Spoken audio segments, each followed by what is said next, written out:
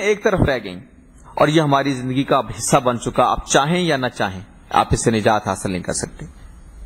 تصویر، یہ جو ٹیلی ویژن ہے، یہ جو جس بات کی سیٹلائٹ ہے، یہ کیا ہے؟ یہ انسانی تصویر ہی کا ایک ارتقائی مرحلہ ہے. پہلے تصویر تھی تو اس نے ارتقاء کو یہ مرحلہ اختیار کیا کہ اب میری تصویر بولتی بھی ہے. اب میں صرف شکل دوسروں کو نہیں دکھاتا بلکہ میرا امیج، تصویر کیا ہے؟ عکس ہے. جو ٹیلی ویژن پہ دیکھتا ہوں وہ بھی عکس ہے. تو یہ عکس کی ساری سائنس ہے جو ترقی کرتے کرتے اب سیٹلائٹ کے درجے پر پہنچ گئی ہے، اور میں اب نہ چاہتے ہوئے بھی مجبور ہوں کہ وہ میری زندگی کا حصہ بن چکا ہے. میں اسے نجات نہیں حاصل کر سکتا. اب اس سارے عمل میں اگر میں نجات حاصل نہیں کر سکتا تو اگر میں اس کو جانوں گا نہیں، اس کو سمجھوں گا نہیں، اور میرا جو تناظر ہے فکری اور نظری اس کے مطابق اس کو ڈھالنے کی کوشش نہیں کروں گا تو میرے پاس اس کے سوا کوئی چارہ نہیں کہ میں زندگی سے رجوع کروں، کسی جنگل میں نکل جاؤں اور کسی غار میں رہ کے اپنی زندگی گزاروں. اس کے علاوہ میرے پاس کوئی انتخاب نہیں ہے. دو انتخاب ہیں میرے لیے، اس سے نجات، اس سے فرار، اور ایک ایسی زندگی کی طرف لوٹ جاؤں جس کے اندر انسانی معاشرت سے میرا کوئی تعلق نہ ہو. دوسرا حل میرے پاس یہ ہے کہ جو تغیر ہو گیا، یہ جو تاریخ کا جو جبر مجھے یہاں پہ لے آیا، میں اس جبر کو سمجھوں اور اس کے اندر یہ دیکھوں کہ وہ جو میرا تناظر ہے فکری، وہ جو میرا نظری تناظر ہے، وہ جو میرے اساسات ہیں فکری، اس کی روشنی میں اس نظام کے اندر سے کس طرح وہ چیزیں اخذ کر سکتا ہوں جو میرے اس فکری ڈھانچے کے مطابق ہیں، جو میرے اس نظریاتی تشخص کے مطابق ہیں، جو میری آدرشوں کے اور میرے اسلاف کی بتائی ہوئی روایت کے مطابق ہیں. لیکن یہ مرحلہ آئے گا تب جب میں اس کو جانوں گا. تو پہلی بات جو مجھے آپ کی خدمت میں عرض کرنی ہے وہ یہ ہے کہ وہ یہ سمجھیں ہم کہ یہ انسان کا جو ارتقائی اور تہذیبی سفر ہے یہ ایک جبر کا سفر ہے، تاریخ کا جبر ہے، جس سے فرار کا، جس سے گریز کا کوئی راستہ نہیں. دوسری بات، اس ارتقاء میں ہمارا حصہ کتنا ہے؟ ہم جو مسلمان ہیں، ہم جو آخری الہام کے وارث اور امین ہیں، اس انسان کے تہذیبی ارتقاء کے سفر میں ہمارا حصہ کتنا ہے؟ تو میں یہ بات پوری ذمہ سے عرض کرتا ہوں کہ پچھلے 600-700 سال میں اس سارے سفر میں ہمارا کوئی حصہ نہیں. ہماری حیثیت ایک پیراسائٹ کی ہے. ہماری حیثیت لوگوں کے رحم و کرم پر ہے. کوئی اس کائنات کے اندر جتنی معلومات لوگوں نے اخذ کی، اس کائنات کو دریافت کرنے کا جتنا عمل ہوا، اس کے اندر پچھلے 700 سال میں ہمارا کوئی حصہ نہیں. میں نے آپ سے عرض کیا نا کہ دو دائرے ہیں، ایک ہے کائنات پر غور و فکر کا دائرہ، ایک ہے سماجیات پر غور و فکر کا دائرہ. اس کائنات پر غور و فکر کا دائرہ وہ ہے جس کو ہم نیچرل سائنسز کہتے ہیں، طبی علوم کہتے ہیں. طبی علوم کے اندر پچھلے 600-700 سال کے اندر ہمارا کوئی حصہ نہیں. نہ کمپیوٹر کے بنانے میں ہمارا کوئی حصہ ہے، نہ یہ سلاٹ سپیکر کو بنانے میں ہمارا حصہ ہے، نہ انڈسٹریل ریولوشن لانے میں ہمارا کوئی حصہ ہے، نہ کوئی ایجاد کرنے میں ہمارا حصہ ہے، نہ اس کاسمولوجی اور نظام کائنات اور فلکیات کے علم کو سمجھنے میں ہمارا کوئی حصہ ہے.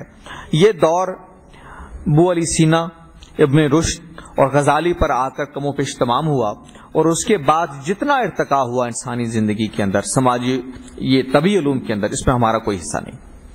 دوسرا یہ کہ جو سماجی علوم ہیں، سماج پر جو غور و فکر ہوا، جو نظریات وجود میں آئے، سماج کو سمجھنے کے بعد لوگوں نے جو نتائج فکر مرتب کیے، اس میں بھی ہمارا کوئی حصہ نہیں ہے. آج آپ سیاسیات میں جن تھیوریز کو پڑھتے ہیں، جن فلسفوں کو پڑھتے ہیں، آج آپ عمرانیات میں، اینتھروپولوجی میں، سوشیالوجی میں جن نظریات کو، جن افکار کو پڑھتے ہیں، اس میں ابن خلدون کے بعد آپ کسی آدمی کا نام نہیں لے سکتے کہ جس نے اس فکر کے اندر کوئی ارتقائی مرحلہ دریافت کیا، جس نے انسانی سماج کے علوم کو، انسانی سماج کو سمجھنے کے بعد کوئی ایسا نتیجہ فکر لوگوں کے سامنے رکھا ہو جس کا انتصاب، جس کی نسبت مسلمانوں کی طرف ہو. کوئی نہیں ہے. ابن خلدون کے بعد کوئی آدمی نہیں ہے. آج جب آپ پڑھتے ہیں، انسانی سماج کو سمجھنے کی کوشش کرتے ہیں، تو ابن خلدون ایک حوالہ ہے اس کا تصور عصبیت ایک ایسا تصور ہے جس نے لوگوں کو سماج کو سمجھنے کے لیے ایک نئی راہ پر ڈالا، لیکن اس کے بعد سے آپ کے اندر کوئی ایسا بڑا آدمی پیدا نہیں ہوا جو انسانی علوم پر کوئی اثر ڈال سکے۔ تو مسلمان کہاں کھڑے ہیں؟ میرا دوسرا سوال یہ ہے، مسلمان کھڑے ہیں لوگوں کے رحم و کرم پر۔ ہم کہاں کھڑے ہیں؟ ہم کھڑے ہیں لوگوں کے رحم و کرم پر۔ ہم تاریخ کے اس جبر کا ایک شکار ہیں جس طرح تاریخ کو آگے بڑھانے میں ہمارا کوئی حصہ نہیں ہے۔ ہم نے اس کی تشکیل میں پچھلے 607 برس میں کوئی رول ادا نہیں کیا، کوئی کردار ادا نہیں کیا۔ تو جب اس کی تشکیل میں ہمارا کوئی حصہ نہیں، اس کو آگے بڑھانے میں ہمارا کوئی حصہ نہیں، تو اس کا مطلب یہ ہے کہ اس کے اندر اگر ہم یہ چاہیں کہ ہم اس میں اپنے غلبے کی کوئی جدوجہد کر سکتے ہیں، تو آپ مجھے بتائیے کیا عقلی اعتبار سے اس کا کوئی امکان آپ محسوس کرتے ہیں کہ ہو سکتا ہے؟ دیکھیے، اللہ تعالیٰ کا جو قانون ہے وہ سب انسانوں کے لیے ایک طرح کا ہے، جس کو وہ اپنی سنت کہتا ہے اس دنیا کے معاملات میں۔ اس میں کوئی شبہ نہیں ہے کہ اس قانون ہی کا ایک جزو یہ ہے کہ اس دنیا کے بعد جو دنیا ہے اس میں انہی لوگوں کا حصہ ہے جو ایمان والے ہیں، انہی لوگوں کا حصہ ہے جو اس کو ماننے والے ہیں۔ لیکن یہ دنیا اس نے جس آزمائش کے اصول پر بنائی ہے، اس کے اندر اپنے کرم، اپنی رحمت کا دائرہ وہ اپنے ماننے والوں تک محدود نہیں رکھتا۔ اپنی ربوبیت کو وہ اپنے ماننے والوں کے ساتھ قید نہیں کرتا، چونکہ یہ دنیا اس نے انسانوں کے لیے بنائی ہے، ان کے لیے دارالآزمائش بنائی ہے، اس لیے اس نے یہ عقل بھی ایک طرح کا دیا ہے، اس نے انسانی غور و فکر کی صلاحیت بھی ایک طرح کی دی ہے، اور اس کے بعد اس نے یہ بھی کہا ہے کہ جو نتائج نکلیں گے وہ سب کے لیے ایک طرح کے نکلیں گے۔ اس میں اس نے کوئی امتیاز نہیں رکھا۔ اس لیے اللہ تعالیٰ کی جو نصرت اور جو تائید ہمیں میسر آتی ہے، اس کا ایک دائرہ تو آخرت ہے، دوسرا یہ کہ دنیا میں بھی اگر وہ میسر آتی ہے تو اسی وقت جب ہم اپنے آپ کو اس نظام فطر سے ہم آہنگ کر لیتے ہیں جو اس وقت دنیا میں برپا ہے اور اس کو جان لیتے ہیں۔ اس کے جاننے کے عمل میں اگر ہم شریک نہیں ہیں تو پھر ہم اس کے اندر سے اس بنیاد پر کوئی حصہ وصول کرنے کے حقدار بھی نہیں ہیں کہ ہم صاحبان ایمان ہیں۔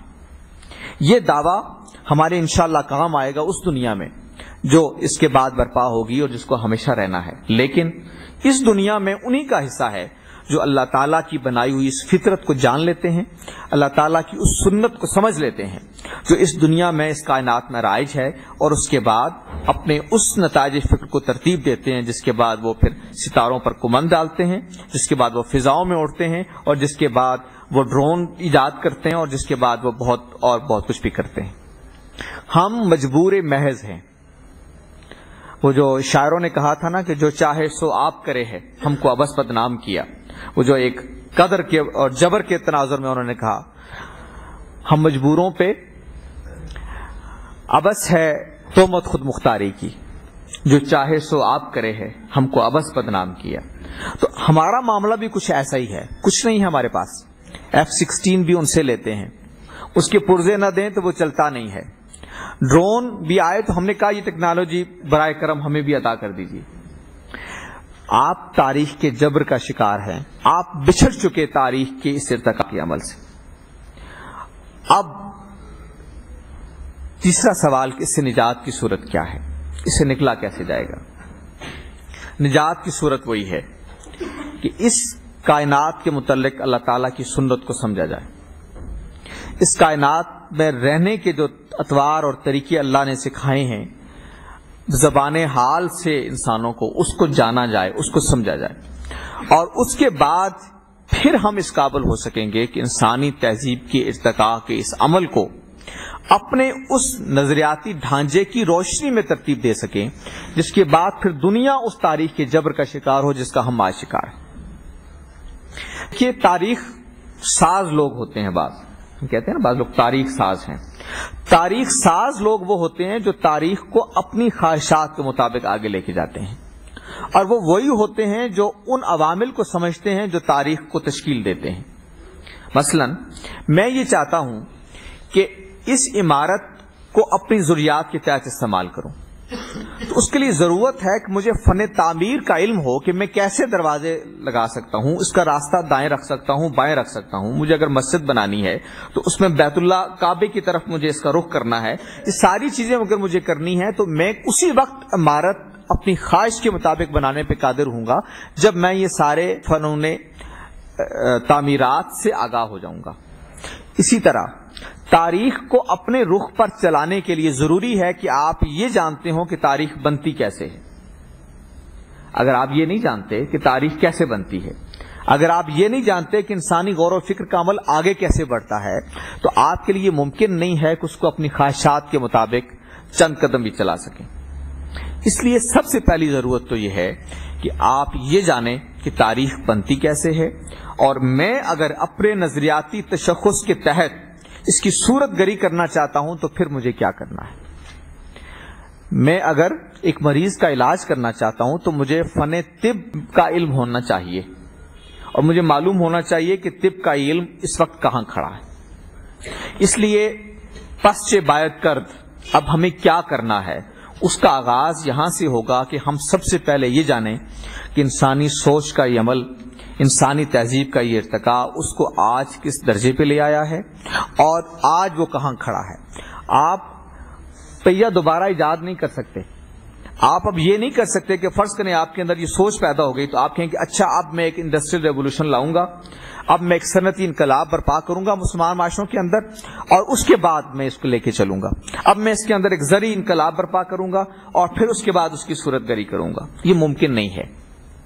آپ کو وہاں سے شروع کرنا ہوگا جہاں انسان کا یہ عمومی تہذیبی عمل پہنچ چکا، اور اس میں جو میں نتیجہ اخذ کرتا ہوں یہ ممکن ہے آپ کے لیے اجنبی ہو، لیکن یہ جانیے کہ نتیجہ فکر یہی ہے، اور یہ بھی تاریخ کا جبر ہے کہ علم، تہذیب کسی ایک قوم کی میراث نہیں ہوتی، یہ مشرق کا نہیں ہوتا، یہ مغرب کے نہیں ہوتی، یہ بحثیت مجموعی پوری انسانیت کا اثاثہ ہوتی۔ جو لوگ اس فکر کو جان لیتے ہیں، علم کے بارے میں تعصبات سے آزاد ہو جاتے ہیں، وہی آگے بڑھ سکتے ہیں۔ ہم اس علم سے اس لیے انکار نہیں کر سکتے کہ یہ مغرب میں وجود پذیر ہوا ہے۔ میں نے عرض کیا کہ ہمارا اس میں کوئی حصہ نہیں ہے، جو کچھ کیا انہوں نے کیا، مغرب والوں نے کیا۔ اس کا